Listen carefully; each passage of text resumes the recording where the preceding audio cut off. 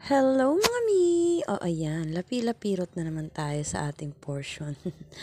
Ayan, so tinabasan natin ng konti lang naman kasi nga medyo umbok siya tas papatungan natin. Anyway, our flavor for this cake ay mocha chiffon. So nilagyan natin siya ng coffee syrup. Coffee syrup is kape lang, tsaka asukal, tas tubig. Yun. Yun lang. Tas yung atin pong whipped cream, nilagyan natin ng Mocha Flavorade from Bakersfield. Ay, talaga naman. Pangmalakasan yan. Anyway, ang atin din pong whipped cream. Yes, ayan Ang atin pong whipped cream ay Bakersfield Whip It. Beke naman, Bakersfield. So, ayan. Nilagyan natin, nakita niya, nilagyan natin siya ng chocolate chips. And then, nilagyan ulit natin siya ng coffee syrup. Diba nilapilapirot ko ulit? Oo, para ipakita lang sa inyo na ganun kalambot yung ating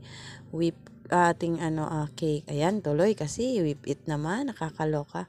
Na-addict na sa whip it. Ayan. So, 6 by 4 po pala ang size ng ating cake. And, ito po ay debut cake. Ayan. So, combination of pink and blue. O, diba?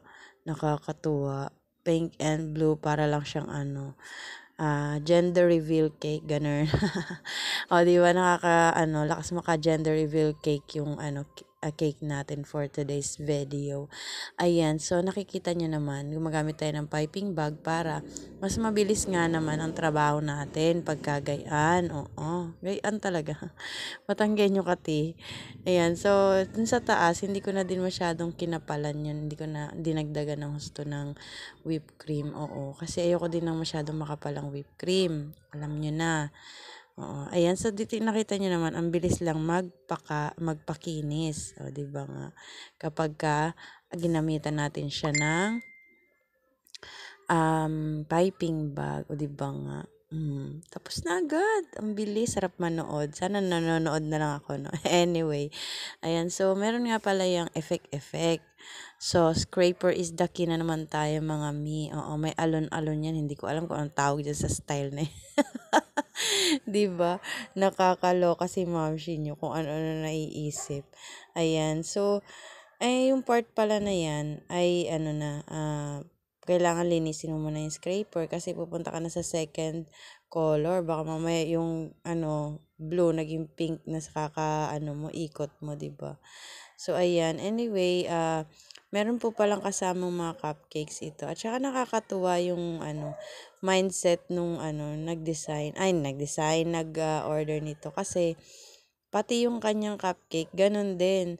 6 pieces na pink, 6 pieces na blue. Ayan, favorite yung pink. Nauna pa yung pink is, ibanggitin bago yung blue. Ayan, so nakikita nyo, napaka-sexy ng ating kasi nga, gusto ko din ma-perfect yung rosette kineme. Oo, alam nyo na. Diyos ko.